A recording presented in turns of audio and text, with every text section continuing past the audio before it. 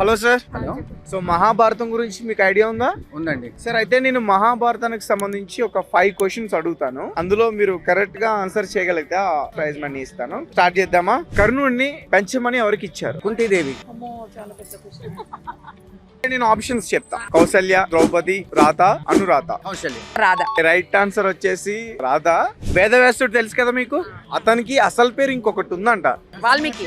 కోపిష్టి. Option 1 కృష్ణుడు, పానుడు, రాముడు. రాముడు కృష్ణుడు కాదు, ద్వైపానుడు.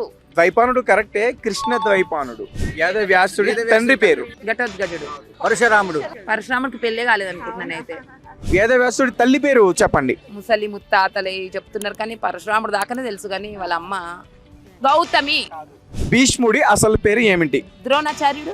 భీష్ముని అసలు పేరు ఏంటంటే దేవవ్రత. ఇయర్ నా రెజల్యూషన్ లిపి.com లో మహాభారతం గురించి తెలుసుకోవడం. ఈ న్యూ ఇయర్ రిజల్యూషన్ గా మహాభారతం నేర్చుకుంటున్నాను లిపి.గేమ్ యూస్ చేసి.